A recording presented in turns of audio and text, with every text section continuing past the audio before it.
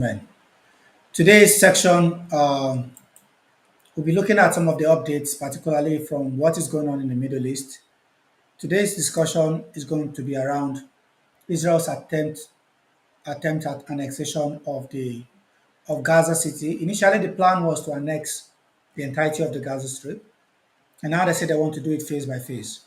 Now, conversations have been going on both in Cairo and in Doha, and what we've had over the years or over the months is that, oh, well, the Israelis are not willing to accept. The Palestinians are not willing to release the hostages. They are not willing to accept the proposal on the table, which the Israelis, by the way, drafted. They said, this is the only proposal we want you to accept. And now, Hamas haven't considered to that proposal. Israel is going ahead with the complete annexation of Gaza City to drive out close to 1 million people that are living in Gaza City. This is the plan.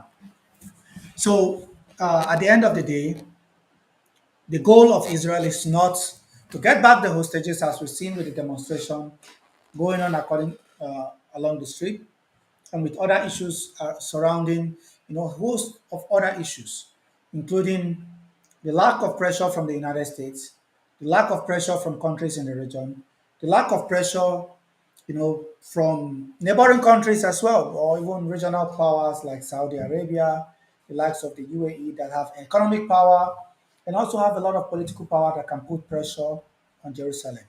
They are not willing to move one leg at all to put pressure on the government in Jerusalem. So today's conversation, ladies and gentlemen, is going to be about what needs to happen. And this is my opening statement. Saudi Arabia and Egypt should carry out overnight strikes in Tel Aviv and Jerusalem in order to force Israel to a negotiating position. Well, some of you will say it's controversial, but this is where I want us to start from today. Direct strikes on Jerusalem and direct strikes on Tel Aviv and any of the major cities in Israel in order to force them to the negotiation table. America is not willing to do it, and we can see clearly with the recent fallout between different political elites in America. The fact that senators in the US Congress are falling over each other to show and demonstrate who loves Israel more. Most of these people speak quite, badly about their own country, say a lot of stuff about their country. But when it comes to Israel, it's clearly, it's clearly a different conversation. They don't want to say anything about Israel. Somehow, the Israelis get the pass. So this is the conversation I want us to have today in relations to the position of Israel and what is going on with the deal. So let's look at the major updates from what is happening around the world. Welcome, guys. For those of you sharing and clicking the like buttons, I appreciate. Thank you so much. So this is according to DW Deutsche Welle, which is a German-based media outlet. Middle East, Israel approves expanded Gaza City operation. Now, up to 60,000 reservists are being mobilized as Israel's military moves towards a full takeover of Gaza City. Meanwhile, Israel officials approve a controversial West Bank settlement project. Now, let's look at the details of this. Israeli government have approved the controversial West Bank settlement plan. Several Israeli officials confirmed on Wednesday that plans for new operations in densely populated Gaza City have been approved. Details of the operation remain scarce. However, the military says up to 50,000 reservists are set to be mobilized in early September. So Israel is mobilizing between 50 to 60,000 reservists to go to the densely populated Gaza Strip. And we're looking at an operation that will take the lives of 10, 20, 30, 40,000, who knows? Because it's a very densely packed up city with close to 1 million people living in that city,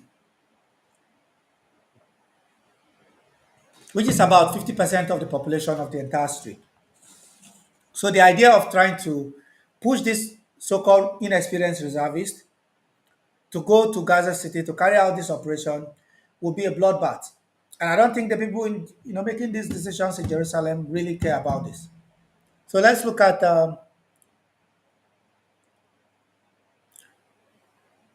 yeah, it is a sad situation. And on top of that is the starvation. Over the past 14 hours, 266 dead people have died from starvation. even though they continue to claim that they are providing food, they're giving them medicine, they're providing them with assistance. The report coming out of Gaza is that 266 children have died from starvation. People have died from starvation, including 122 children. This is according to Al Jazeera. More and more people in Gaza are dying from a man-made famine caused by Israel's blockade on the essential food supplies. Most of them children. Baby formula is not allowed. You know, Israel is preventing the newborns from surviving. So this is a clear goal. It's a clear genocide. This is an attempt to wipe out the population, to stop them from regenerating, from procreating. As of August 19, the known number of people who have been starved to death in Gaza, according to the Palestinian Health Ministry, reached at least 266, including 122 children. Number of people who have starved to death as of August 19th, 2023, 226. And there's another report that came out that I think 269 journalists or something like that have been killed by Israel during the course of this operation in Gaza.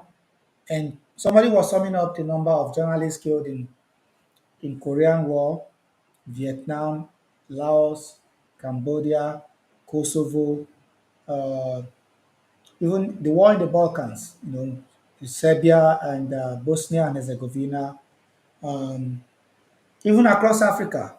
Israel have done that in just 2 years or less.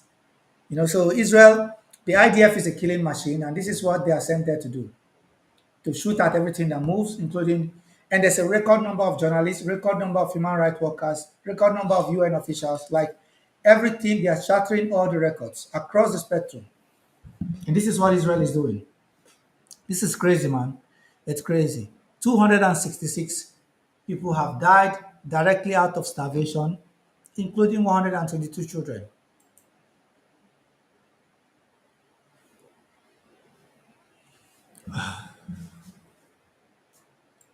All right, so basically, there was negotiations, there was an agreement in place, and then for some dumb reason, the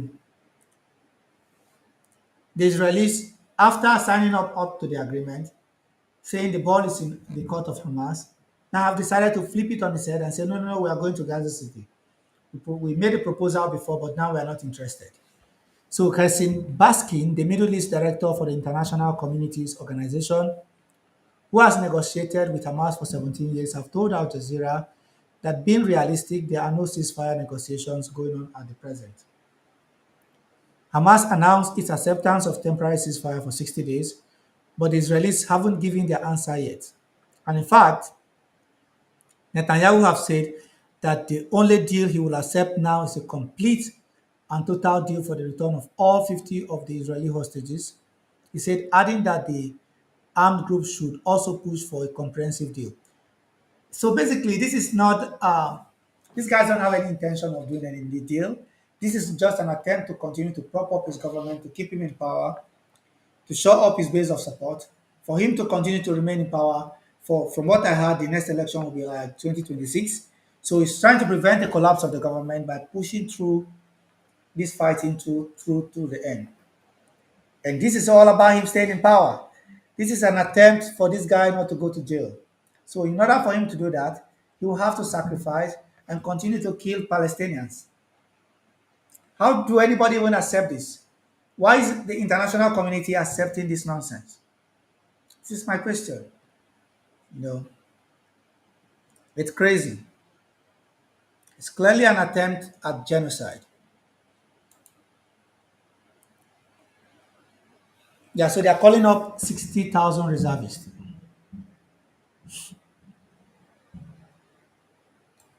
And they continue to talk about, oh, we are the most moral army in the world. The IDF is the moral army, it's the most moral army in the world. Accusations of shooting civilians at will have led to some observers to conclude that Israel soldiers are gramifying war. Yeah, they're having fun. While killings, beatings, and arbitrary arrest of Palestinians are not new to the Israeli army, a long process of dehumanization, the infiltration of the far right ideologies in the army, The lack of accountability have led to the scenario where Israeli soldiers can do as they please without even needing an operational reason, according to analysts. Yeah, war as a sport. Accusation of casual brutality by Israeli soldiers in Gaza and the occupied West Bank are long-standing. Israeli soldiers have posted social media videos of themselves wearing the dresses of women whose homes have been raided or playing with their underwear. And there are accounts of soldiers shooting civilians for target practice or simply to stave off boredom. In early August, the BBC investigated the cases of Israeli soldiers killing children in Gaza. Of the 160 cases examined, 95 children have been shot in the head or in the chest.